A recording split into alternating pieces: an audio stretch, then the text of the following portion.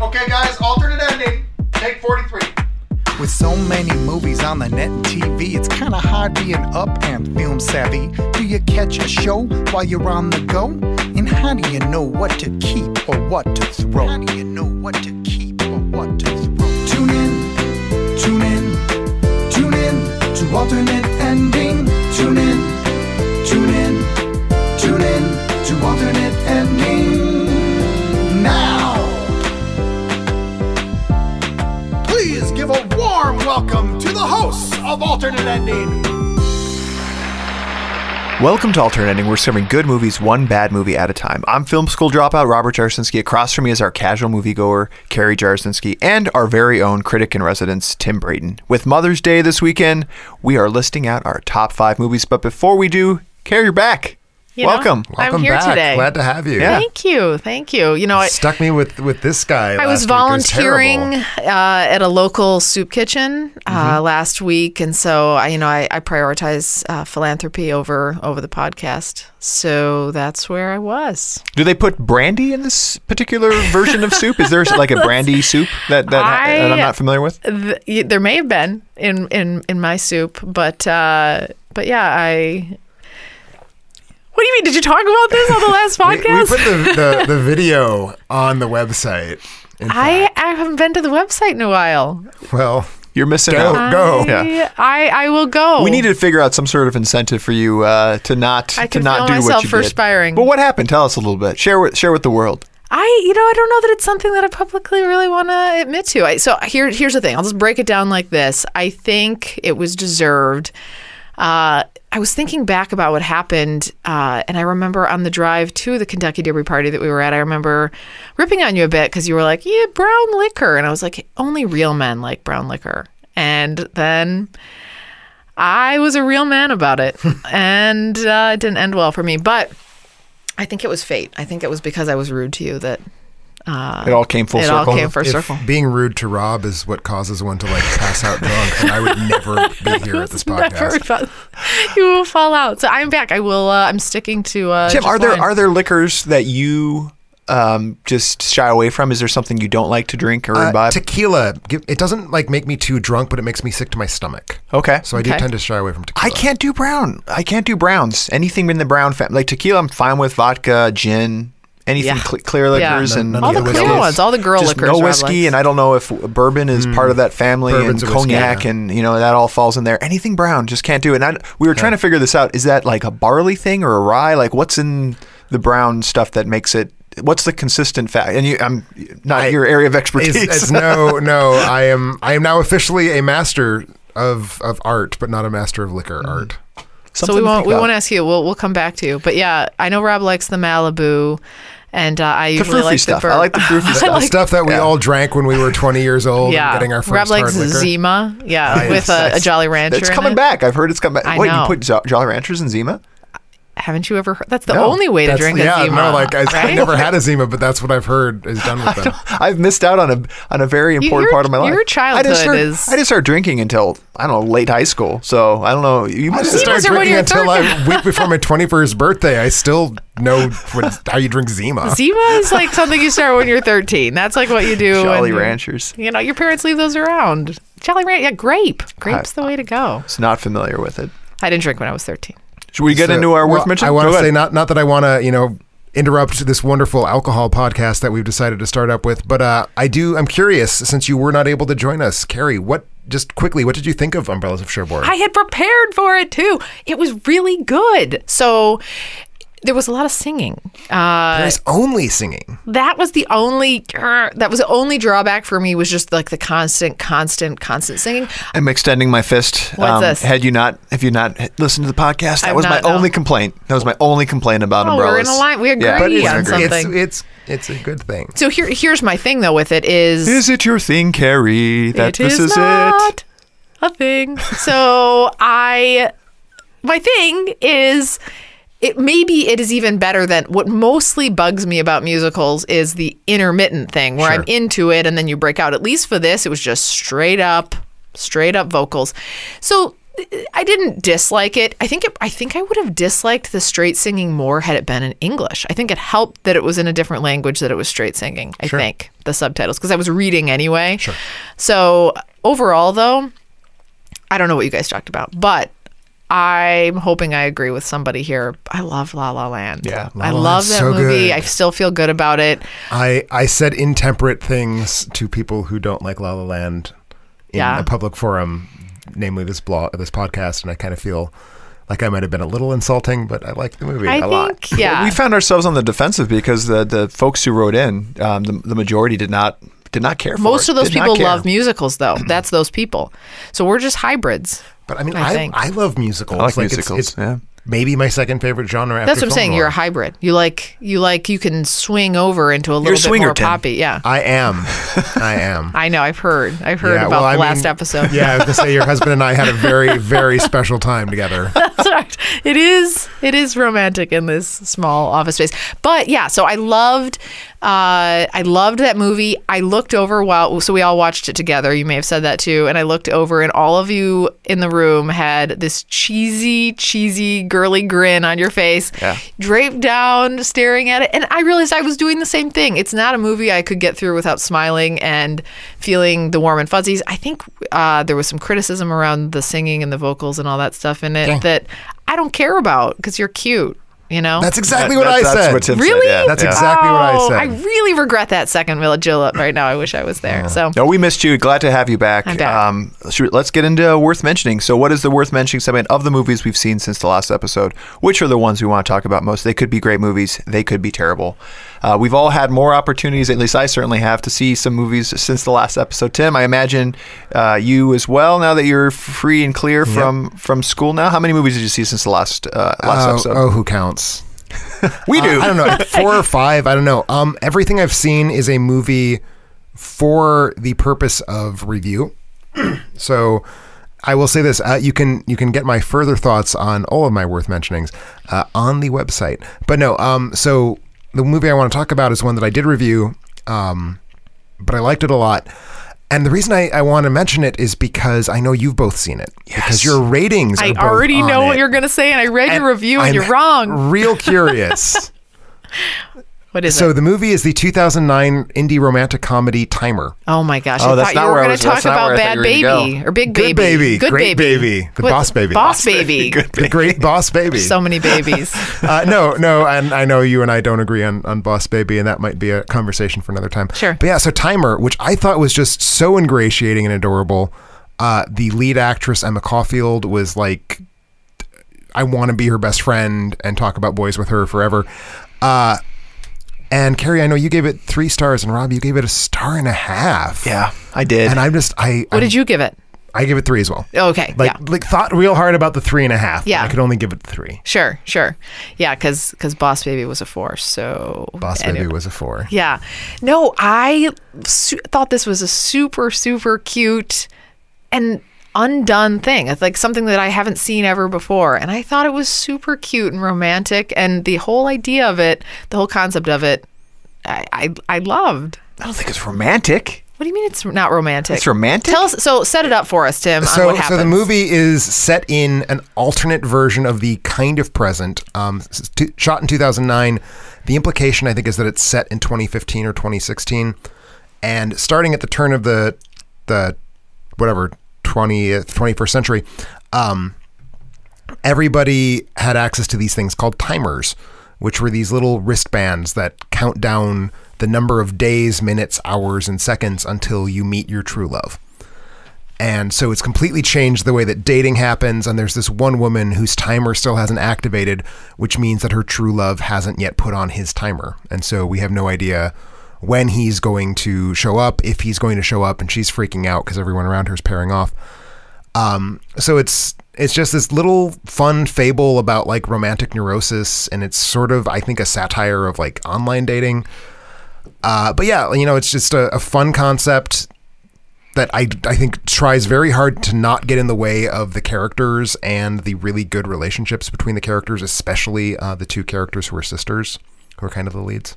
So that's the plot of it. And I agree with you, Carrie. I think that it's a really out there concept. I'd never heard of anything like it before, and it's done in a really effective, simple. It's simple. It's a simple movie. It's simple. And I love that about it. And I love that it's something that it spurred conversation. Now that you're even talking about it, I remember the conversation Rob and I had, and so I will pose the same question I did to Rob as I did to Rob so Rob was like, well, I would never put a timer on because, if we were already together, he's like, would you get a timer? And I was like, of course I'd get a timer. Like, what if, wait, you would get it? So I've blocked this out. I've blocked this out.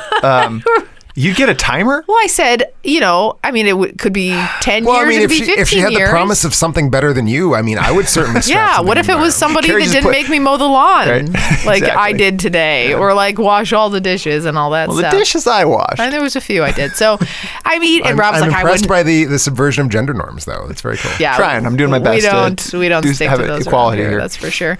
Malibu. But so. Yeah, and Rob was like, I would never get the timer. I would never need to know. And so, whatever. So what would you do, Tim? Would you get the timer? Well, it's a different scenario for me because I am single. But would you want to know? What if it said 80,000 minutes, or it could say 7 minutes? Would you want to know? I would probably not want to know, honestly. I would no. I think that I would respond very much the way that the main character does, which is when she knows, she like over responds and goes really it goes badly. Like the meeting that might have gone fine goes very terribly, and that's one of the things that happens a couple times in the movie. And I think that would happen with me. I agree. I think it deserves a higher rating than I gave it simply because of the conversation that spurs on the idea. But I personally don't feel like it was executed well. I don't care too much for, and correct me if I'm wrong, Tim. I know you're obviously our critic in residence. I don't like movies like the I Heart Huckabee vibe. Boo. Do you like I Heart Huckabee? I love I Heart Huckabee. See, this is what I'm talking about. Yeah, that doesn't work for me, and also, I don't know. I have no idea why you're comparing I Heart Huckabee to Timer. Where it's just silly, like it's just silliness in the movie. It just like a lot of it doesn't make a whole lot of sense to me. The plot makes sense. The way the characters act is just in this kind of goofy world where. I don't know. I have no problem with that at all. I like that. It doesn't. And you mentioned so a you movie. don't like comedies. No, I love comedies. You don't like romance. You don't like things that are silly. Like, it's silly. I don't like things that are. So you like serious comedies. So a movie that deals with time being valuable that I prefer to this is In Time with Justin Timberlake. God damn your face. That is a much better movie about having, to me, more action and paced, and I don't know. I prefer that philosophy of it as well too. The choices that the character makes don't make any sense to me. The question is real, and I like exploring that in depth through conversation with people. But the movie just sets up the question and then doesn't. Answer. I don't think that's the thing. It's not a conceptual movie. The movie's ultimately about isn't Una, the character played by Emma Caulfield, isn't she fun? Don't you want to spend time with her? And I did. And I was really glad to spend those 99 minutes with her. She was annoying. She's not annoying. She was annoying. Boo. I'm going to fall down the middle on this one. Wait. I don't like overeager women. You're like, just rein yourself in. Like, I can't go on a date with you. The fact that she goes on a date and then she's only dating people who do not have a timer, and then somehow in her mind, she's a smart woman, right? Like she's bright. I forget what her occupation is. Is she a doctor or something? She's an orthodontist. So probably has a collegiate degree and smart. Not that the two go hand in hand necessarily, but her theory is I'm going to date people without timers, and the person that I end up dating will likely be the one, and I'm going to make them get a timer, and then she's perpetually disappointed when that person gets the timer and then isn't the one. Like the odds of it being the one are billions to one. That's this movie's fabulistic equivalent of going on 3 really good dates and then finding out that the person you're dating only eats mushroom and onion pizza, and you're like, nope, deal breaker. So like I think that's the point. We literally just ate that yesterday too. But yeah, mushroom and onion, not that is the deal breaker for me. But I am of that. Like dating for me was waiting to find that particular thing that. And I think that's the point. I think that's the whole point. It must have not. It didn't strike a chord with your dating theories. It didn't sink in for me. Sure. Yeah. All right. No, if that's what it was trying to do, it failed for me in order to get there. But that is me in a nutshell. Okay. Like that is my spoiler that was my episode approach for to timer. It's complete. and that's why I think I've underrated it because it spurs this type of conversation. So the concept is great. For me, it didn't execute it, but for you guys, it did. And I'm just excited that we have this conversation. I know. We'll talk more about it. We do after. have to push on, though. Yeah. So Carrie, do you have a film worth mentioning? I saw two, and one may fall into a mom movie, so I won't talk about it. But the other I saw was A Hologram for the King. I have not seen that. Crap! I wish you had, because Carrie I wanted to know what I have was this missing. discussion that Carrie believes that Tom Hanks cannot be in a bad movie. Oh, he can. Yeah. So this was another way to. No, this was excellent.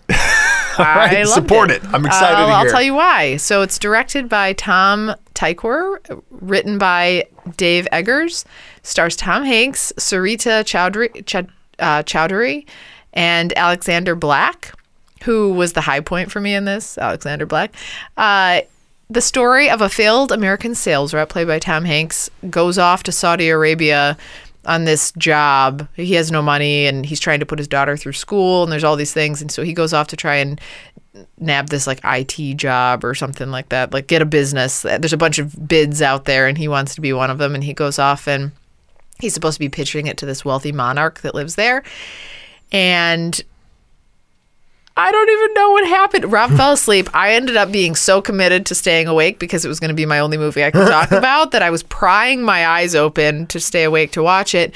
The movie didn't really... So Tom Hanks was awesome. So he's never had a bad movie, but this movie was a piece. So the movie setup is weird. You're confused on what's going on in the plot and what the conflict is and what's going on for the first third of the movie.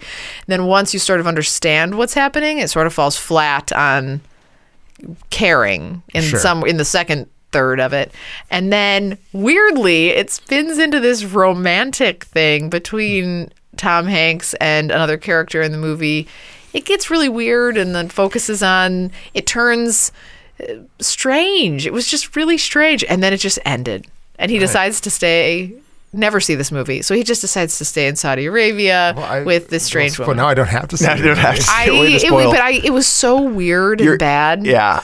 I can't imagine anybody liking this movie. Yeah, no, nobody. I have allegiances to that director. He made Run Lola Run.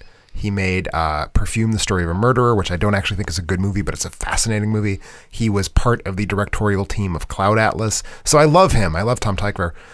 And that movie looked like such shitty Lasse Hallström late 90s Weinstein Oscar bait.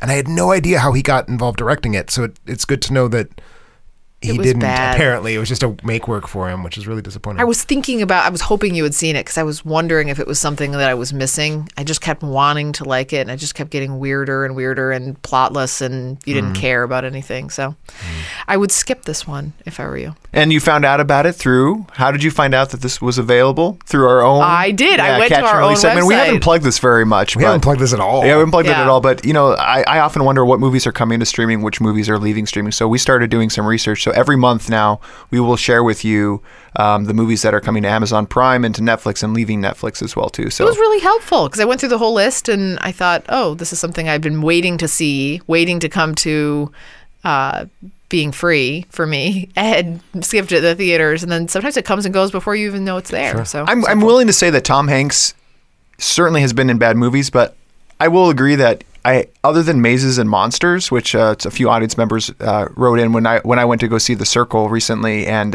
we tried to talk about this bet that you and I have that he hasn't been in any terrible movies. Mazes and Monsters is the only one where it was his first movie, so I give him some slack. But I guess he hasn't. I don't feel like he's been a bad actor in. Is there a movie where you felt like he was a bad actor? I feel like he is bad in the Dan Brown films. Oh, okay. No. Yeah, I know, Carrie. We've discussed this at length. As our bookshelf over there has Angels and Demons and my book sitting there. I know. Yeah. And maybe some overacting in Lady Killers. No, the correct amount of acting. It's okay. I don't know. That one was a bit much. That movie needed to be redeemed somehow. And I think want to talk about Tom Hanks anymore. All right. Let's stop this conversation. Sacred. Unfortunately, he is all 5 of my top 5 moms. I could see that. What did you have for yours? I was traveling in Austin, which is a bit of a. I don't know. I find it to be a film mecca. Oh, totally. Of the United States, at least for certain. And had a stopover at the Alamo Drafthouse, which is such a cool venue for movies. Food aside, I really love their approach to providing during the. Have you been to an Alamo Drafthouse, Tim? I have not. Okay, they must pair up with filmmakers as well to do all of their trailers, and they're so avant-garde with the way that they approach things from that perspective as well too. So like you're sitting, you're waiting for the movie to start, and there's spoofs of trailers, or spoofs of movies that they've produced. They go behind the scenes with actors and things like that too, of the movies that you're about to go see. So they take that kind of time to set up the movie.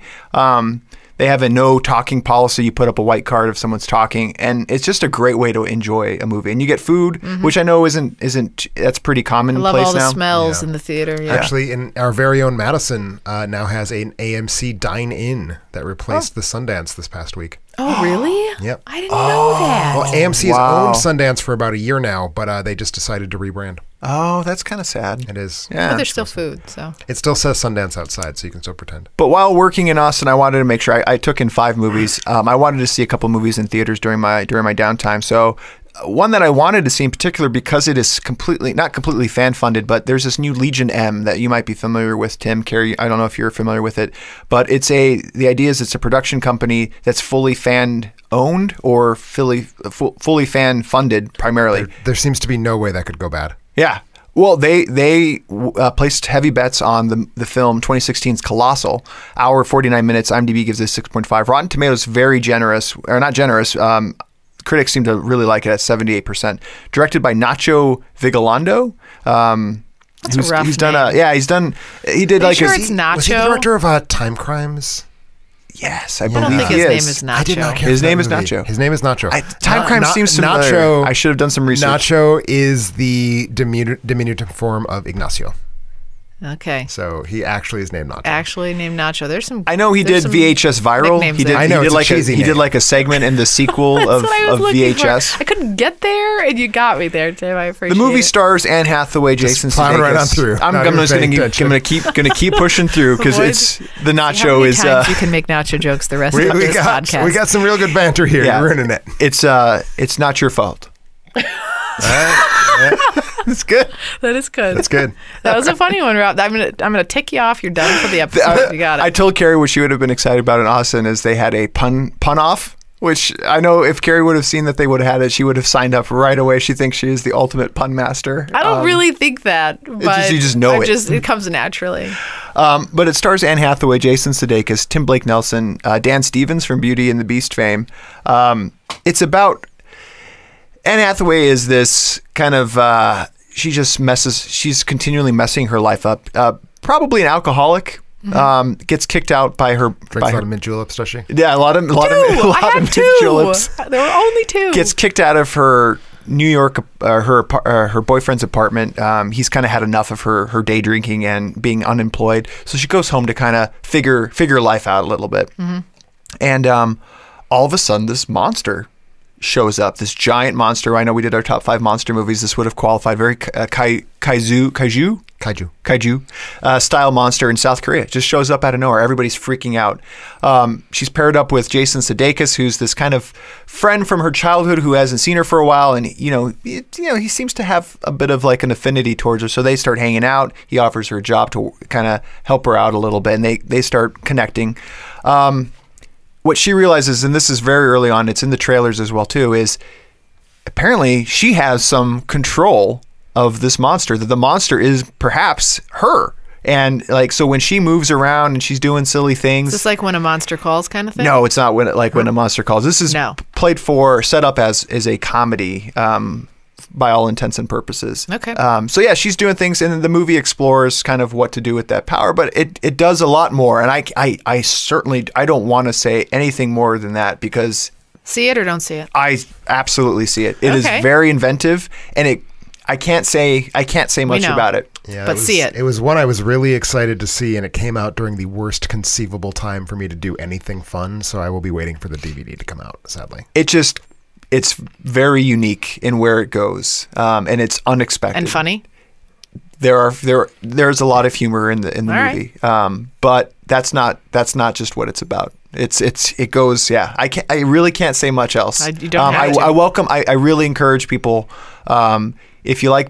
Yeah, I don't know what certainly if you're fans of the movies that I've recommended in the past, this is certainly one I'd recommend to people who appreciate my taste in movies. We'll definitely have to revisit it whenever it becomes available. I'd love to. Like, honestly, really good potential movie for a spoiler alert episode to kind of dive a little bit deeper in. But I'll let you guys watch it in your own time, and then we can get back to it and see. Sounds good. Remember, you can find more details about all the movies we've watched at our site, alternateending.com. That's alternateending.com.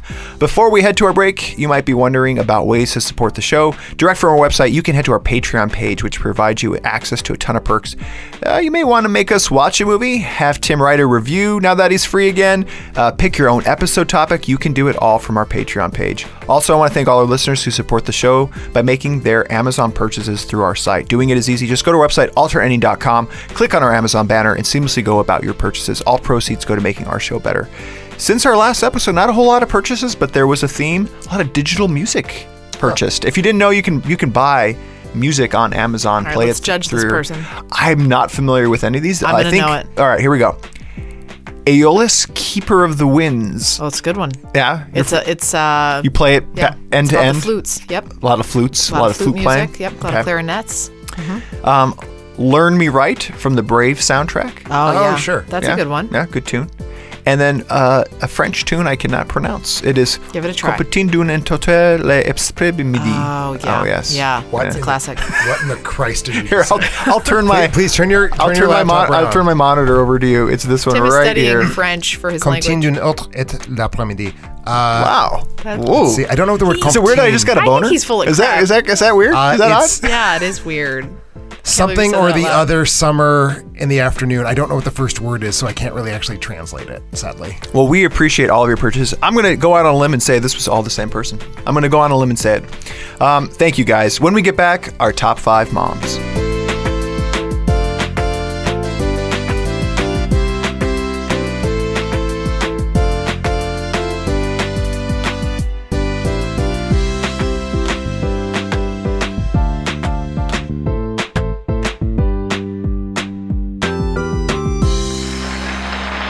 And welcome back to Alternating. We're talking about our top 5 moms. Care, as a mom, I am. Yeah, you are. That's right. am a I feel mom. like you should go first. What makes a top 5 mom in your list? How'd you go about kind of culling your list down to 5? Is this why you let me introduce giant monsters too? Yes, I did. Yeah. I like other people going first and then quickly making adjustments to figure out how wrong you That are. was like a joke about how I'm a giant monster.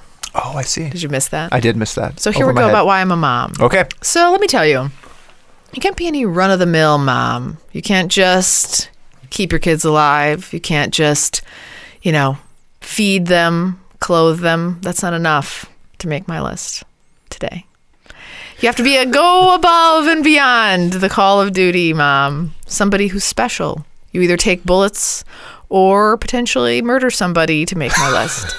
And that is where I am today. Murder's your qualification. Murder will get you on my top 5 Murder list. is a good qualification. Yeah. Some of the best movie moms. And that's where I am with All my right. list. Yeah. All right, Tim, you? I did not really go about this systematically. I just sort of was like, so what are the moms that make me feel things in movies? And those were the moms I picked. That's a different kind of movie, Tim. Yeah. So it's top 5 movie MILFs, close enough. No, the list. There were 2 things. One, I only wanted to pick moms who were like the point is that they're a mom, as opposed to a character who has motherhood as part of the quiver of things that are true of her. And this primarily came into play when I was trying to decide if the character Ada from the movie The Piano, the 1993 Jane Campion film, did I qualify? Was that a top 5 mom? And I ultimately decided no. Because she's not, being a mom is not what the movie's about. So I was looking for moms for whom their purpose in the narrative is to be a mom. Okay. And I went, what's interesting, yeah, we're going to have very different lists. I'm not done. Oh, sorry. I gotta put up one more. other little bit of background. My first version of the list, I was very excited by it. I was reading it to my own mother, and in the process realized that it was full of unremitting tragedy. So I did redo the list because I didn't want one of Good. my qualifications to be the mother is sad and dies. I bet your mom didn't like your original list. She was She probably like, seemed a "Tim." little alarmed by Sure. it. I see. I appreciate the shift because Mothers only bring joy. And your mom would have enjoyed my list, I bet. Because, yeah, this is why I'm excited. I've been excited about this guy. I thought this might happen. I don't think our lists will... I'm expecting no overlap. No overlap now, Really? especially after hearing you, Care. I'm so not surprised. everybody murdered somebody, Not but everyone. that will move you up. Well. That will just give you extra points if Just, you've murdered somebody. you know, Right. Chop something off. Like that'll notch you up a few. So Assault, battery, that Yeah, sort of the kind of exactly, run-of-the-mill. exactly. No, I don't. For me, it was just I was movie agnostic with this. I don't know if you guys took the same approach. Like whether it was a good movie or a bad movie I liked, I didn't like. I was focused on the character of the mom. nope. Had to love it. You had to love the movie? I love the movie too. Generally speaking, if I don't love a movie, I'm not going to love the mom in it. Yeah. Wow. Well, Sorry, I mean, Rob. I'm looking at my list. I'm not saying they're terrible movies, but they're not my favorite movies of all time. I picked moms who I would want to be my mom. And it's interesting that you said, well, I don't, cooking and cleaning and all of that stuff, and not that that's like the prerequisite for a mom. I was looking for who would I want. Who do I think is a motherly? These are very different lists a that we motherly have figure. here. And Like, opposite to your point is if she's just a badass, yeah, that's cool. But at the same time, you want your mom to be able to like console you when you're, But I would and help also you like with my your mom to homework. be a and- murdering badass. right. I mean, Both. if you can have both, that's great. I had trouble Yeah, finding I both, didn't. which is the whole other reason too is I feel like we could have had another top 5 list of badass moms and top 5 lists. I just combined I'm them in talking this about one. who are the moms here, like real moms, and I Okay. picked my mom. I picked my moms. yeah. the moms that just are my keep moms. defending your moms. So, all right, Care, since we started with you, let's go with you first then. Alrighty. Number 5. So for me, number 5, nobody murdered anybody. Damn it. I know, but Off it was the list. good. Off the list is the movie Steel Magnolias. So, and I'm mainly putting this on here because I watched it yesterday, and I feel proud that I got a movie in. It's directed by Herbert Ross, written by Robert Harling. It's an older movie. I think it's from the early 90s, late 80s. I And don't define older the same way. I know. Older for me-ish.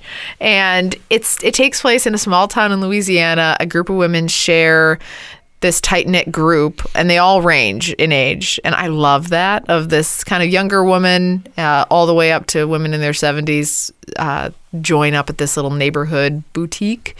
And I had never seen this. I realize I'm talking to you guys like you guys have never seen this before. Everybody's seen this movie. I've never seen this movie. You I haven't? have not seen Steel Magnolias. Oh, so I hadn't either. And when people were writing in about the episode, everyone was like, Carrie, go see it while weeping with tissues and a glass of wine and have people holding you. And so I did have the tissues and the wine, and I didn't have anybody to hold me, unfortunately. And I needed it. I was he was present. traveling. Yeah. I needed to be held, and I was not. But it's a really touching story. It gets set up. It has Shirley MacLaine, Sally Field, Julia Roberts, Dolly Parton, Olympia Dukakis. I was gonna get there, and it's just it's a sweet, terribly sad movie, and it tells the story of Julia Roberts and Sally Field. So Sally Field plays the mom.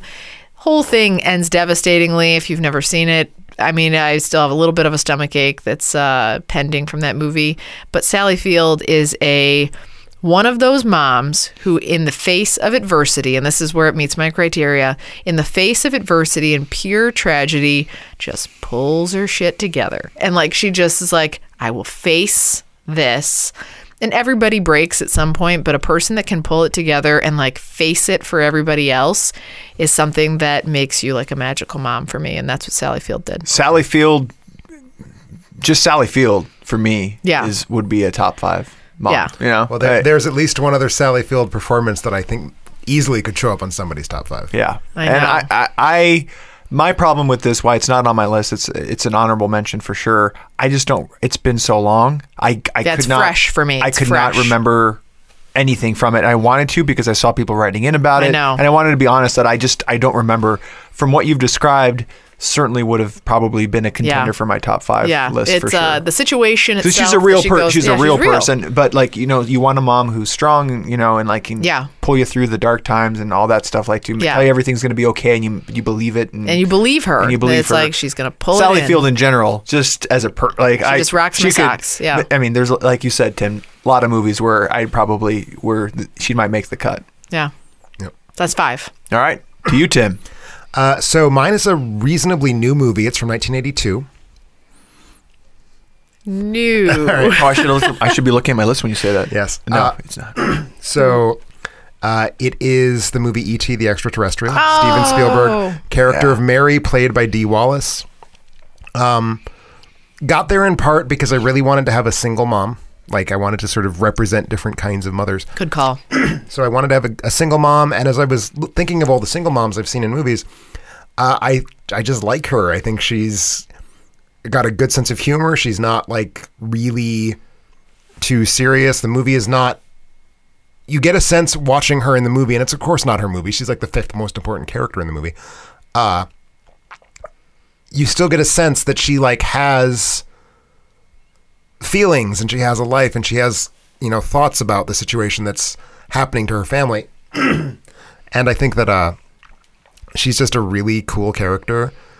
The signal moment for me in the film is when her two sons are insulting each other, and Elliot calls his brother penis breath. Oh, I love that part. And she's like, oh, I'm going to yell at you now, but it's like she can't not laugh. Right. Like, she yells at him while, like, stifling a laugh. And it's so great. And it's like, that is, like, exactly what I want a mom to be like, as somebody who's, like, chill and fun and knows how to be the person in charge, but doesn't take that role very seriously. Agreed. We should probably all say that we love our moms, right? Like, our moms are the best. I mean, my mom's before we the continue best. on with this list too, because I'm realizing my mom might be listening, and she's gonna be like, why is my name not on this Robert list? Home Video didn't make your list. I didn't make my list, but I'm going to be giving some praise to some moms here. Okay. It does not take away from the love that I have for my mom. So we all love our moms. Yeah, moms. Yay, moms. Tim, also, you know, I didn't do it on purpose, but took, you know, you with single moms. For me, I went kind of the stepmom approach with the movie 1998's Stepmom. I went with Isabel Kelly and Jackie Harrison. I kind of went for both roles. Because it's structured for it to be about both of them. It's structured to be about both of them, and there are aspects of both of them where I wanted to include. I don't know if that's cheating or not, but were aspects of both of them where I looked at their characters, played by Julia Roberts and Susan Sarandon, respectively, where there are aspects of them where it's like, those are great moms. Like, I see the future potential of Julia Roberts and what she's trying to do and earn the respect of these kids who don't really want her to be part of their life. They miss their mom. They don't understand why their parents got divorced. Ed Harris plays the dad. Yeah. And then you find out, and it's early on in the movie, it's in the description as well too, that Susan Sarandon is terminally ill, so she's trying to get everything kind of reconciled and put to bed. Can these two women, can she transition? Can she give her blessing to basically have her kids and not have her kids, but kind of be something else different, like as a stepmom? Sure. You're not trying to replace anybody. You're trying to be something different. Could you see yourself going for Ed Harris when you're Julia Roberts? I'm just going to throw it out there. Ed Harris is charming. I'm currently visualizing you, Rob, in bed with Ed Harris. It's that pretty I hot. can see. Yeah. But Julia Roberts, I don't know. That's a bit of a stretch for me in that movie. He's charming. I realize so I guess I just don't like older men. Yeah. I like it he wasn't old in 1998. Yeah, but he's older than her. He got Melanie Griffith in Milk Money. He doesn't have the not Robert De Niro. Robert, who's the other Robert from Pretty Woman? Duvall. Oh, Richard Gere. He doesn't have the Richard Gere. Oh, I thought you were going to say something knocking Richard Gere from Pretty Woman. I mean, handsome man. He's somebody, but Ed Harris is kind of like, he actually kind of looks like looks my dad. He's got the hairline situation going. Yeah, but he's kind of wealthy too. I'm not saying that was just what you're saying. Is that you would be a whore?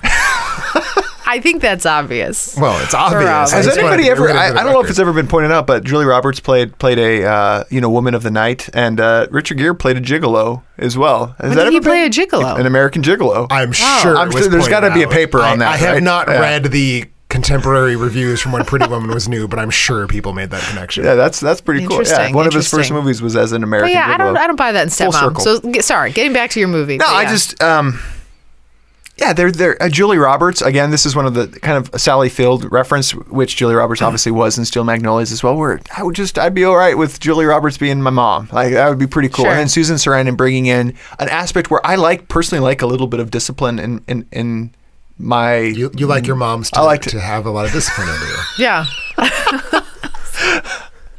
Yes, I do. The toughness, the fact that her kids are so connected to her, with this cool hip new woman even around, like taking them out and everything like that too. That the fact that they have such allegiance to them and they feel like their dad has done a disservice. Obviously, he's moved on, left their mother terminally ill by herself. Yeah, kind of abandoned.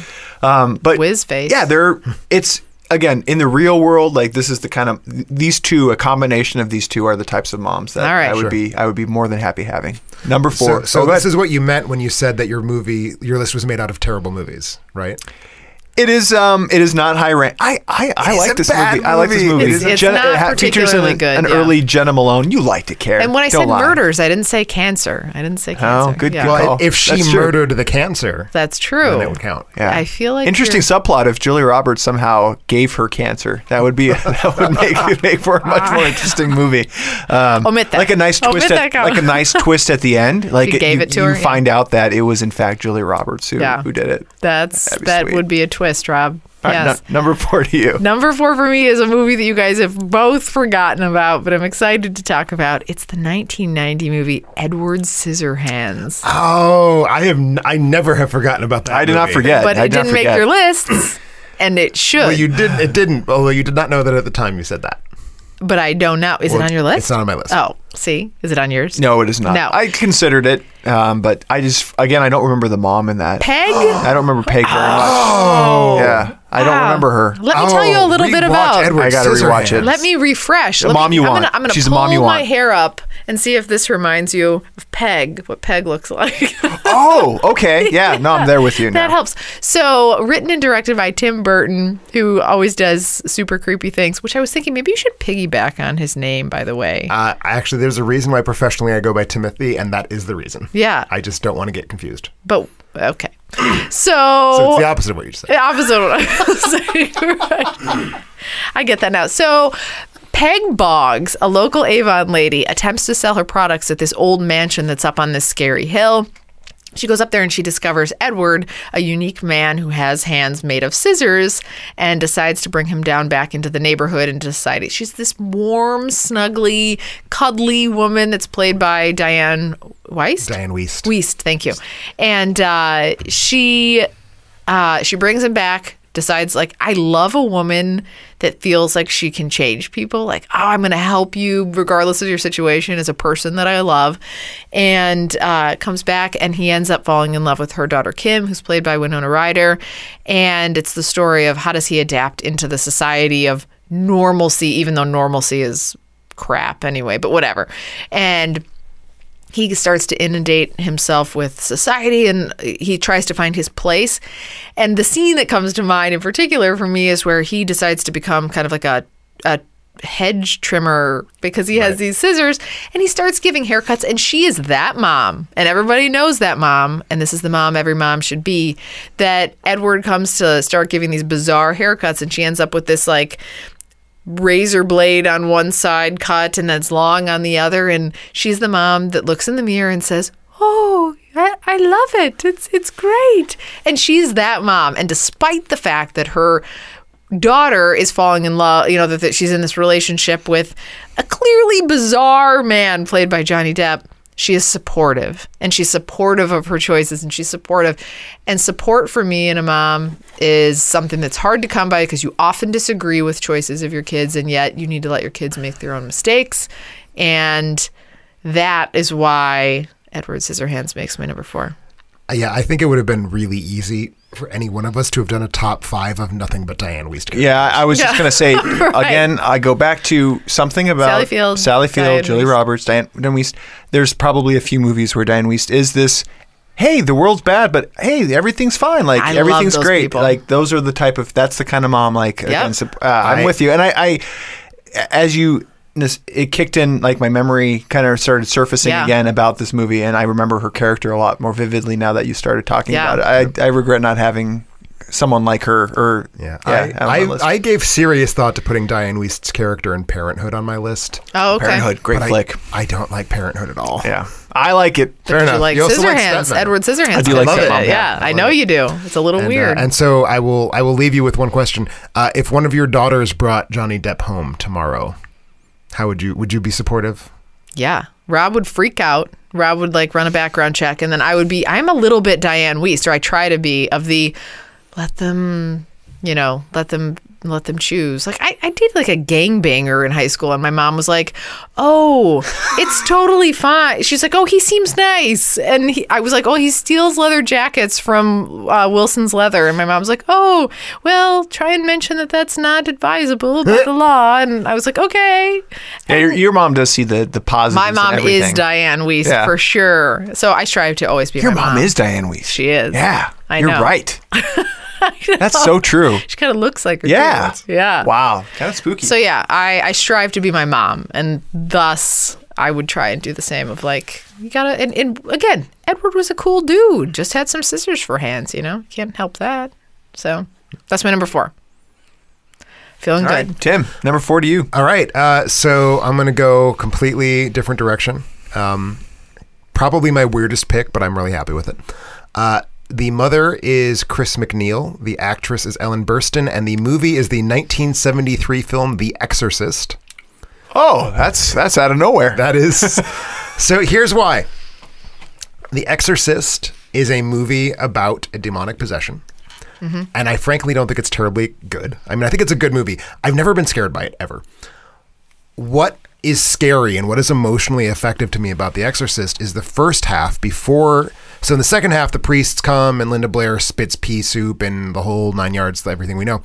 The first half is all about this mother who can't figure out what the fuck is wrong with her daughter. And the main character for the first half of the movie very clearly is Chris McNeil. It's not the little girl. It's not any of the priests. It's this mother who is just increasingly freaked out that something is terribly wrong with her daughter. She doesn't know what's going on. She can't fix it. Like, she's forced to submit her daughter to all of these horribly invasive medical tests, and meanwhile she can just sit there and like watch in pain as her daughter's being like manhandled. And to me, that's just like this really powerful horror movie. It's like the horror generates from a sort of impotent form of motherhood where she wants so badly to make her daughter better and she cannot. And that to me is so much more effective and so much scarier than, priests screaming as right. Linda Blair masturbates with a crucifix and whatever. That'll happen, yeah. So like that to me is such a great use of like motherhood as a concept filtered through this really specific lived-in performance by Ellen Burstyn, who is amazing. Face of adversity. Who easily, Ellen Burstyn could have shown up a couple different times on my list. This is the only one, sadly. But yeah, so that's my number 4 is just like this horror movie about motherhood. Carrie, you seen The Exorcist? Yeah, I think so. Yeah.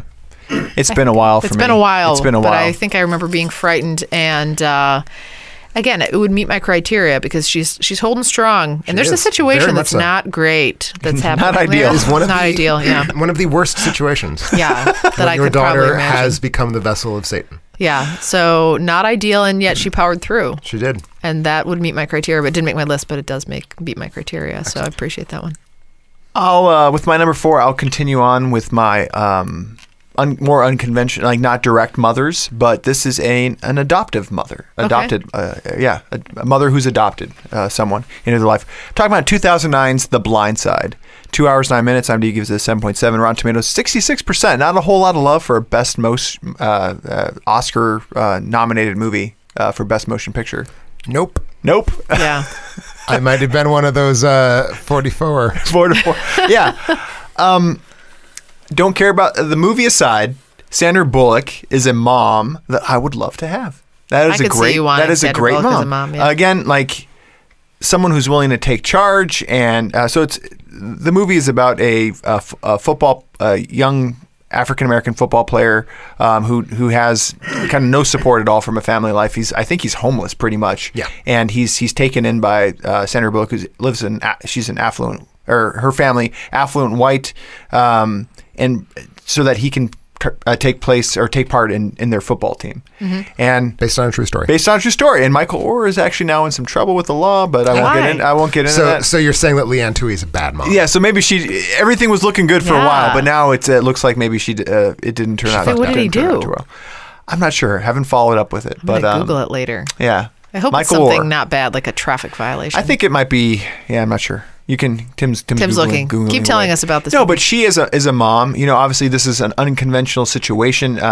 She could be potentially viewed as someone who's looking to take advantage of this this talented football player in the future by giving him opportunities now, but maybe she's in it for the long haul to try to get some money out of the game. So her supporting him, he's a quiet young man, struggling to kind of get by, and there's a softness to her character, but also the ability to switch and to get into defense, like, Sure. super mom mode and just blast everybody. That's what I'm looking for in a mom too. Is I need the sincerity, I need the softness, but then I need, like, if I need you to like go out and break some bones and do some things, like, you're willing to do it. And Sandra Bullock is that character. Or misdemeanor assault an Uber driver. That's what it was. But hey, happened haven't we too. all wanted to do that? I mean, honestly. No, Uber drivers are like the most shit upon people on this planet. Right. Rob was an Uber driver Michael for Orr, a day. come on. I wasn't assaulted, so I must have done something right. But that is my number 4 pick. And it's directed by John Lee Hancock, who recently did The Founder. I don't know if you had any interest to see that. I did not, because John Lee Hancock, director of The Blind Side, made it. Ah, And that told me that I was going to be that was not enough for very you. good. knew You it like was bad. you like The Blind Side. I Kid. hated the blind Oh, side. whatever. You said you made up some lie that you like owned the videotape of it at one point. I confused that with Remember the Titans. Ah, yes. But I do have the VHS of Remember the Titans for sure. But The Blind Side wasn't the worst. Would you want Sometimes- Sandra Bullock as a No, I wouldn't want her. I don't like wafy moms. Too She's frail. kind of wafy. She's too frail. I like beefy moms. She strikes me as the kind of mom who would think nothing of getting plastered on mint juleps. There you Yeah, and those are the worst. They're the worst The moms. worst kind of moms. None of those make my list. Yeah, I should have added that to my original criteria. I like you to have some beef, Beef jerky. and she does not. So Some that's heft. why some All heft. right, She didn't so, make my list. Number 3 to you then, Carrie. Speaking of heft, I'll go with my number 3, which is the 2004 movie The Incredibles. Oh, damn you. good pick. Damn And it. Elastigirl This was- has quite the hips. You just to took my throw number around. 1, man. I did? Yes. Oh, well, let me tell you about it then. So it's written and directed by Brad Bird. Do you want to talk about it? And then I'll just come in No, on you what go, you you missed. go, you go. Okay. So I'm sure I'm going to miss things. Pixar's story of a family of retired superheroes, Mr. Incredible and Elastigirl. And over time, there's a bunch of lawsuits that have come against the superheroes. So they've sort of gone into the witness protection program, and they're no longer out fighting fires in the world. So Mr. Incredible gets this lust for going back into saving people and helping people. crisis, Midlife basically, crisis. I get it. I get it. I mean, he was looking a little like us right now. And he goes back out to get this job and ends up in a bunch of trouble. And then who has to come to the rescue? It's always the mom. Elastigirl comes to the rescue, she basically saves everybody. Oh, yeah. With her totally. Elasti powers. And Victor Lambs, who commented on the website, had said she asked her husband to throw herself at an exploding airplane to save her baby. And that is really some peak mom there. That is the most mom. And again, that goes to my murder category. You're willing to die and throw your body in front of some sort of object or thing in order to save somebody else. That also meets my And criteria. also, she would absolutely have murdered if it came down to it. Oh, yeah. and Carrie- Without a second. to No, she would have And- elasted herself around someone's neck. I mean, anything could have happened. I had planned to compare her to you, as a matter of fact, because her husband Is is it the this- hips? No, that's not the hips. I- She is hippie in this. She is a little in this hippie, yeah. movie. But no, her husband is a daydreamer and who wants to go off and pursue something, but it's not always cool to the kids to be this kind of person who has to kind of rein everything in. But she is that person, and that person has necessity. And then not only that, but she's also Thanks, Rob. I have necessity. She's also badass. Like, and that's the part too. So this is what I was looking for in a mom. She has the motherly characters as a traditional mom that you would expect, but then she can go out and kick some ass and she's save hardcore. the day. I know. That's why she's number one mom to me. I appreciate what you've just said. I do not think that I stand up to Elastigirl in any way, shape, or form, but the hips. But I appreciate that. So form. Just form. Oh, thanks, Rob. Yeah, this would have been my number 5, except I didn't want 2 animated films because I felt like that would just be too cliched for me to have 2 animated films. Wait, what was your other one? I haven't gotten We there haven't. yet. It's a bit of a. All right, we'll find out. So yeah, that was Intrigue. my number 3. So what does that make it to your number 3, right? So yes, so it's my number 3. And my number 3 is from a 1999 Spanish film, All About My Mother. And the mother whom it is all about is named Manuela, played by Cecilia Roth. So what happens in the movie is her son dies in a car accident, like in the first scene. And this leaves her feeling, as it will, completely shattered and bereft, because, there's probably nothing that's more just sad than when a parent lives longer than their child. So Manuela is like without any meaning in her life, because the whole thing that she was like focused on her son. Her career wasn't really it was a good career, but it wasn't doing anything. She was divorced. She had no love life. She just cared about her son. So that's taken away. And so she has to go out in the world and like find something new to give her life that anchor. So she becomes kind of the like older sister / mom to a bunch of lost souls in, I think it's set in Madrid. But so it's this just wonderful, tragic melodrama. It's by Pedro Almodovar, who is like the most famous Spanish filmmaker. One of the great performances, period. Cecilia Roth is so unbelievably good in this role. Makes you laugh, makes you cry. Has such like this vast reservoir of giving inside of her. And like just so badly needs to be a mother. And like that's kind of what the movie is about. It's just like this like blanket of love that spreads out from her to all of these individuals who don't have that in their lives, and how she transmutes being a mother from her dead son to all of these like other individuals. And just it's such a beautiful, special movie. I'm guessing, have either of you seen this movie? No. It's so good. But when you say lost souls, is it where does she acquire these lost souls?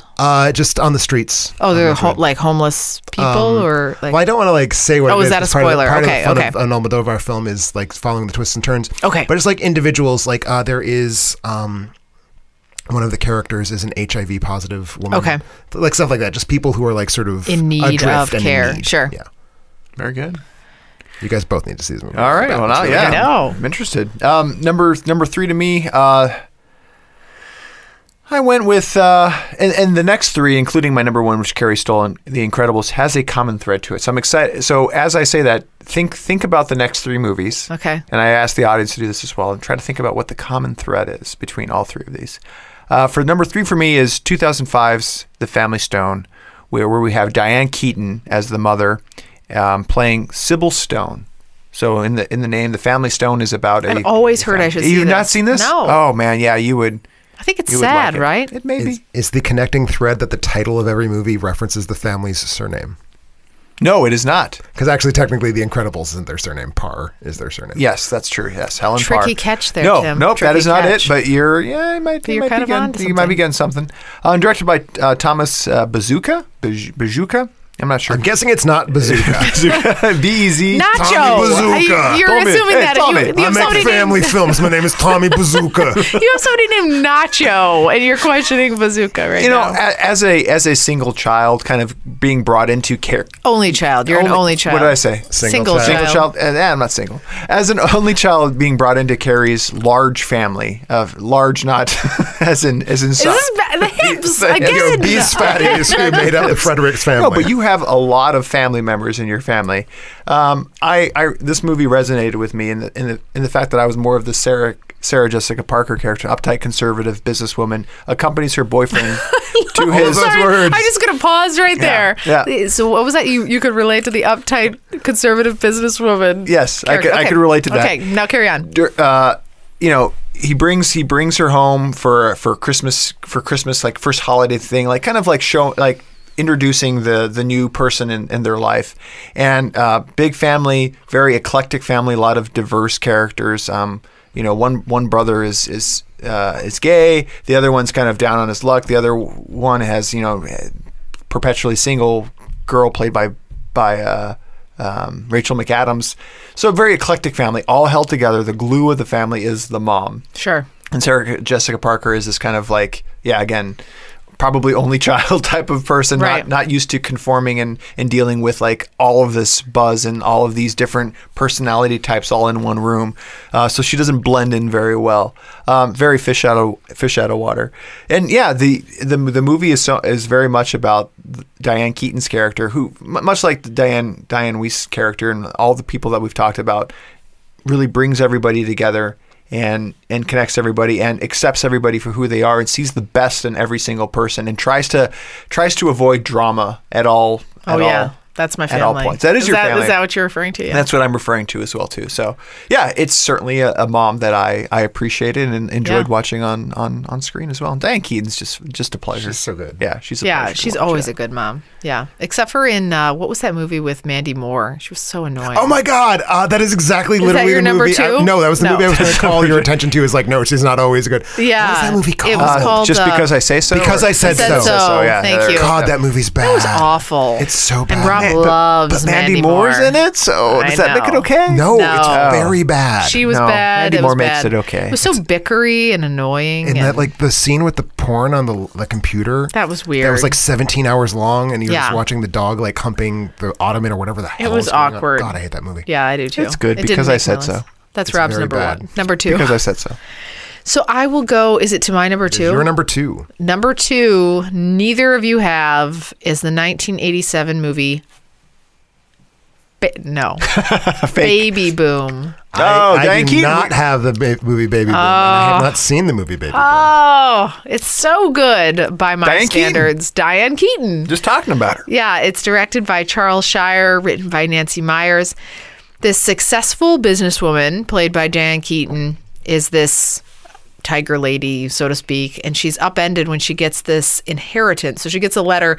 Yes, you have this long-lost relative who passed away, and you have this inheritance, and what does she inherit? It's a baby. Oh. I know! I think that would not be legally kosher. It wouldn't be entirely legal kosher unless you could have a baby food company that you could create. Spoiler. That's not a spoiler. Yeah, it's a spoiler. Oh. I mean, but I don't think spoilers for Baby Boom are... For 1980, the whatever. 1987 movie Baby Boom. It's a spoiler. I loved this movie. So she lives this very high-end life with her high-end boyfriend, and no one likes high-end boyfriends anyway. So you already want this twit out of the way. You want the boyfriend who's like a cable guy or something. Right. You want the plumber. This guy's like all snooty, and he has his hair greased back and whatever. No, that's Rob. Greased hair back in the 80s. I know, yeah. Keep rubbing automatic asshole. Right. That's exactly what it is. And he comes in and he's like, oh, baby, and you're like, oh, yeah, you get out. Wait, is he talking about her or the baby? I'm confused. He's both. He's talking about both. The voice was confusing, wasn't it? It was. So. Oh, baby. Yeah, it was confusing. Yeah, I get that. I'm going to adapt my accents in the future. But so she comes in and then she gets this really, really cute baby. And Sam Shepard plays the greasy guy. Harold Ramis is in it too. Anyway, it's a story of, and this is sort of my unconventional mom thing too. This isn't something she signed up for. She didn't take this on by choice, and yet she owns it. She gets the baby. She decides that what's best for the baby is to change her lifestyle, and then it's the story that comes from that. And this movie, it's even hard. So parenting is really, really hard. And so what's really cool about this too is she's coming in, the baby's I think like 1 or 2. It's a little bit older. So she's starting with no experience. At least you work yourself up to it if you're starting from scratch. But she has to come in the middle and she just does it. And I like people that just do it. I don't like people that complain. I like people that just do it. And that's what Diane Keaton does. And that's why she makes my number 2 mom. It's a fun movie. Here's my problem. Is it sounds very similar to the plot of Raising Helen, but the title's not a cool pun like the title of Raising Helen. Why is Raising Helen a good pun? Raising Hell. N. I don't think that's what they meant. You know, I just got that. I just That's 100% what they meant. That was intended. That was 100% intended. Wait, are you talking about the Raising Helen with Kate Hudson? Kate Hudson? Yep. Well, that was much later. Yeah. It was much later. But I'm saying that it has a better title because it's a better title. It's a pun. So, but was this a play off of Baby Boom then? I probably was. I haven't seen Raising Helen either. So I chose the original. That's what Good I did stuff. there. Yeah. So are we to your number 2? We are to my number 2, Okay. and now we come to my actual animated pick. So the mother from the 1941 Disney animated feature Dumbo. Character is Mrs. Jumbo. Her one and only line of dialogue, voiced by Verna Felton. And this meets Carrie's definition of a mom who's willing to just murder the fuck out of people for her kid. Because there's this scene where the asshole boy is making fun of Dumbo, and so Mrs. Jumbo just gets pissed, rips down the damn circus tent. I love that. They animate her eyes red so we can see just how full of righteous fury she is. It's a great scene, but the pick was 100% about the baby mine scene. So after tearing apart the circus, she's declared a mad elephant, put in a cage. Now Dumbo is functionally an orphan, like so many Disney characters, but his mother's not dead. She's in prison, which kind of even makes it worse. And so he goes to the cart where she's being held, and she sticks her trunk out and cradles him as this enormously sad ballad. There are 3 things in all of the movies that if I need to cry, I can reliably, this scene will make me cry, Dumbo, and that's Baby Mine will reliably make me cry. Some question as to who animated it. It was generally assumed to be Bill Teitla, although Bill Peet has claimed credit for that sequence. Whoever did it, it's just this so heartbreaking, just this tender connection between mother and child who really just need each other and want each other and can't be together because of the circumstances of the universe. But for this one moment, there's this beautiful connection, and you just see him falling into sort of a trance in his mommy's trunk, and it fucking breaks my heart. I can't even keep talking about it. Don't talk. I have tissues. It's so used. Yeah, so looking forward to the live action version of that coming out. Oh my God, it's going to be so bad. Tim is actually crying. I have a tissue. Hang on. All right. Tim Burton's live action Dumbo is going to be the worst. Oh, I just can't. Yeah. The animated Dumbo. When is that coming? A couple of years. I hope never, but it will. I forgot about that. See, that's actually a really great memory from my childhood because that's something I used to watch over and over 20 years ago, totally. And that was the just saddest the nestling scene. with the trunk, and it's so sad. It's very sweet. Yeah. It's so beautiful. It's so good. So that's your 2. That's my Still 2. haven't actually heard any murders yet that were perpetrated. You promised me mother murders. Was kind of expecting Serial Mom to be on your list or something like that, but the last one's a murder. Okay, all right, I'm waiting for the murder. How about jumping through dimensions, going to the ghost side? Would you do that for your child? Would you go to the ghost world? I'm talking about 1982's Poltergeist, where Jo Beth Williams as Diane Freeling went to that side. She went to the dark side. She followed the man with the hat. I like how you're doing this dramatically, like it's going to sell us, and I don't know what you're talking about. You don't know Poltergeist? You haven't seen Poltergeist? I don't think so. It's overrated as hell. God damn it, Tim. So I'm picturing Exorcist, and I don't think I've seen Poltergeist. No, Poltergeist. Is this also a sweet invasion young, of an alien? Blonde girl with a what's she passed away, right? Yeah, she did pass away. Yeah. Actually, Poltergeist and E.T. Heather O'Rourke were written at the same time. There is some rumor that Steven Spielberg actually directed Poltergeist, but couldn't take credit because of a DGA thing. So he gave credit to Tobe Hooper, basically just for standing on set.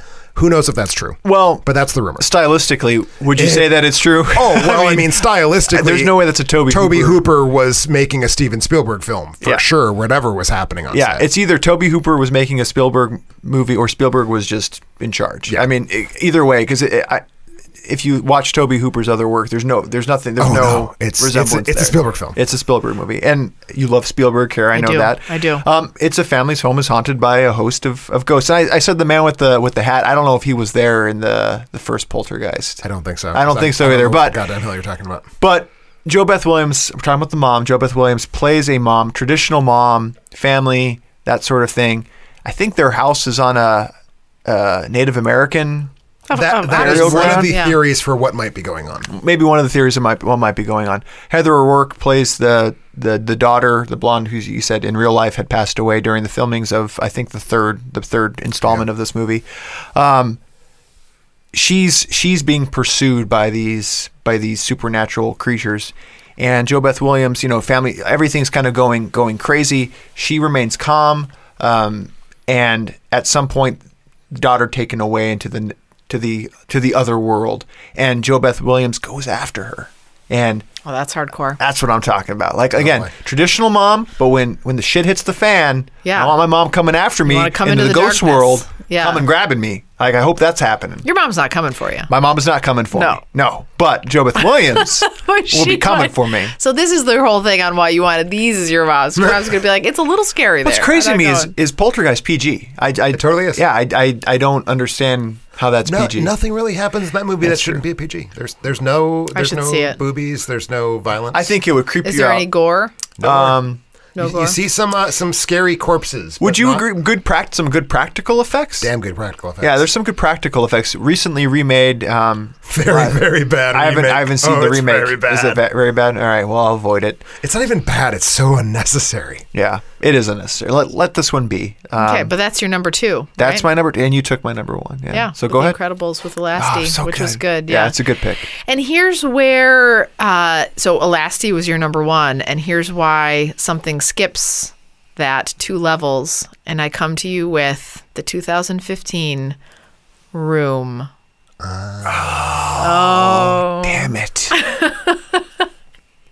Losers! Yeah, I didn't think it didn't guys cross my are- mind. You guys are done. So here I she's go. a good mom. Yeah, she's a good mom, and here's why. So it's directed by Lenny Abramson, written by Emma Donahue. A mother, played by Brie Larson, and her 5-year-old son are held captive, alone, in a one-room shed for years and many years. She's been abducted by a stranger and is living here. She herself has been there for 7 years. At 5 years, the situation happened. Well, at like 6 years, the situation happened. And then at 5 years, the little boy happened. She is able to like keep this situation going in the confines of this small space. She creates a world in a small room for this little boy where there's school, there's exercise, there's imagination. She keeps him healthy. She's able to keep his spirits high. She's able to create a world in which he doesn't realize that he's living in anything other than normalcy. And obviously, like, she's under stressful circumstances. This creepo like comes in, and she's able to work around the fact that he comes in and out of the room at different times of the day. The little boy's played by Jacob Tremblay, and the creeper is played by Sean Bridgers. And this meets epic mom status for me. Of like, she's world building. She's a world building mom. Oh yeah. And yeah, that movie was. Did it win some stuff? She won. She won Best Actress. Best Actress. Yeah. That movie, and it meets all my criteria. Did she end up killing the guy at the end? No, How does he die? He doesn't die. He doesn't die. I think he Gets arrested. He just gets arrested. Yeah, Oh, okay. sorry, okay. spoiler So no for murder. those. I hope everybody's seen this movie by now. I really Yeah, do. I I'm think sorry people if we've spoiled it. The only knock on the mother aspect, I agree. Like, for if you just Tell me, Rob. Well, no, my knock on Brie Larson's character in this is after they're set free. Yeah. That's the part where it's like for me, the movie as a whole kind of has problems, but I think specifically the character of the mother starts to lose the thread a little bit. What part? What part? Like after they're they're leave. leave. Yeah, but what part? She's no longer motherly. She's dealing with her own Well, it's not stuff. even that she's no longer motherly. I think the film can no longer sustain being told from Jacob Tremblay's POV at that point, but they're committed to it. Yeah. Yeah, but at the same time too, when you think about she as a mom I think she's adapting her circumstance to the world in which he's there, and now that he's out. So from my perspective, once he actually comes out and they're in the real world, I think the reason why she seems disengaged is because she's pushing him to become a part of something other than her.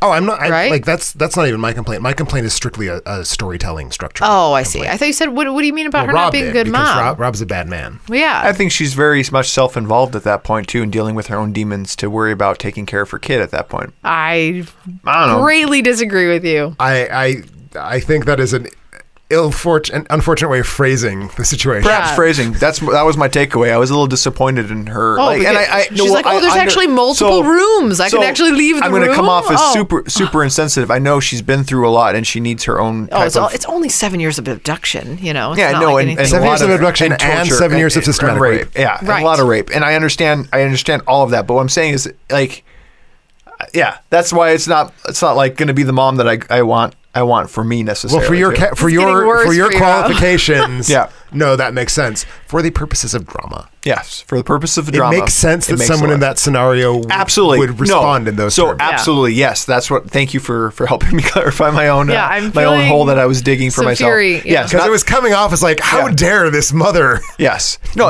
if I'm Jacob Tremblay, I'm wondering why mom is not hanging out with me, or and he does. Yeah, and that's the part where, as a child, if I was in Jacob Tremblay's position, like, we just left this terrible place. Why aren't things are worse? Like, I was happy in the world building and not understanding like all of the stuff that happened to her and having to deal and reconcile all those things. But yeah, I'd like to see how you do that, Rob. I couldn't do it. Yeah. Rob would have. What would you have done in that situation if you were trapped in a room for 7 years? Bree or Jacob? If you were Bree. I don't know. Just cried. You'd be like, we're in a room, we're locked, we've been abducted. Yeah, I don't know. I don't know. I would have anyway. eaten the kid. I can see, yeah. It's like veal. He hasn't had a chance to move around a lot, so he's got to be pretty tender. Sure. And then that touches on the murder part, too. Exactly. So really... You promised murder. I did. I'm very heartbroken. I actually thought she murdered the guy. No, there was no murder. The guy. So I was like hyperbole when I said murder, but I want somebody who would murder. I mean, And Dumbo, she would have. I feel like I came closer to somebody who murdered, because like she might have killed somebody. I really regret missing people. Dumbo. That was a good one. Yeah, that was a good one. Yeah. All right, So we got what's your number your one. one? So my number one, 1937 film directed by King Vidor, starring Barbara Stanwyck as Stella Dallas.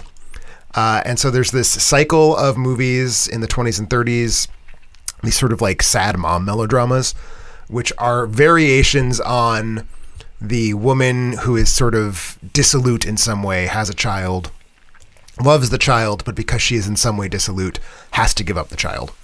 So it's an inherently conservative genre. So like, let's just put that out. This would not fly in 2017. Like, it is totally a movie about a mother who gets married unwisely, has a kid. The parents both love the kid, but they don't really fit together. Stella Dallas is this like, not floozy, but low rent, Barbara Stanwyck type character, like very, very earthy. And her husband is this, prim, rich guy. So eventually they get divorced. And she tries to raise their daughter and realizes that the daughter cannot have the life that Stella would like her to have with Stella. So she orchestrates things such that the daughter ends up with the husband. So it's totally this like reactionary conservative thing, but it's so beautifully made, and Barbara Stanwyck gives one of the performances for the ages as Stella Dallas, and that's really why it made number one on my list. Was just Barbara Stanwyck is so good, and just runs through this whole litany of feelings throughout the entire movie, from like this brassy, sort of classless trash woman to like this really powerful statement of motherly love, where the only thing she wants is to be with her daughter, and she knows that the only thing she must do is give up her daughter. And like that process is just so impeccably acted, and it's, like I said, it's kind of a stock genre, but it was never ever better than when Barbara Stanwyck was doing it. And say the title one more time. Stella Dallas. Stella Dallas.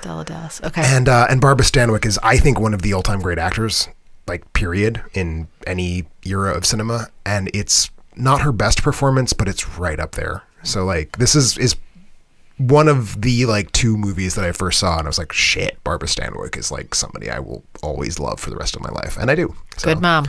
Very good mom. Well, Carrie, you took my number one, but has anybody thought more about the common thread between my top three? The Family Stone, Okay. Poltergeist, and The Incredibles. They all have elastic in them. No, I don't care. Like, any great mom It's about the husband. Craig Oh. T. Nelson is the husband in all three of my top 3 picks. Oh, Yeah, it's not like it was planned. It just happened that way. And as I noticed the actors who were starring in these 3 films, I was like, oh yeah, Craig it's T's funny, in all these. It didn't get to me because it's so irrelevant, But He did very little. He did very little. As always, every episode we randomly select one member of our audience who shared their feedback, and we got a lot of people writing in on this one, and it was great to see all the different picks. A lot of unique picks. Didn't make our top 5, but I saw Mr. Mom on there. Very clever. that is. I was going to pick it, and then I didn't. That's why I didn't. Tim and I joked earlier about Junior with Arnold Schwarzenegger. Who's the mom? Arnold Schwarzenegger. Well, I guess technically, Have you not seen Junior? technically, It's the movie where Arnold Schwarzenegger is pregnant. With Danny DeVito's baby, right? now we're confusing. Danny DeVito's in it, but I think it's you're confusing twins with it. Oh, I Emma am. Thompson. I guess depends on what your definition of mother is, right? Of mom is. 'Cause I it's her- think Junior's definition is that Arnold Schwarzenegger is the mother. Well, if he's the one giving birth, but the baby is conceived through his. Anyway, I don't remember how the baby is conceived. Is it his and Emma Thompson's I baby? think it's him and Emma Thompson's But baby. they don't have sex. No, they don't. No, it's all in vitro, but then he carries the child through. Move along. Move along. It's weird. So yeah, a lot of interesting picks in there. Junior was not one of them, but yeah, I was really excited to see everybody's choices. So top 5, tied for number, tied for second. We had 4 movies.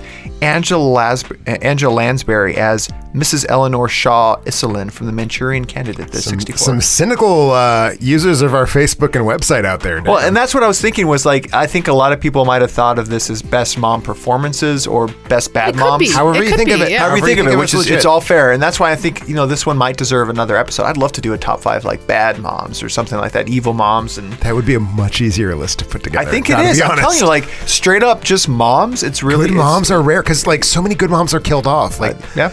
I was tallying this up. The number of dead moms in Disney films is like half of them. Bambi, awesome mom, gone. What do you mean, Bambi? Bambi's mom is dead.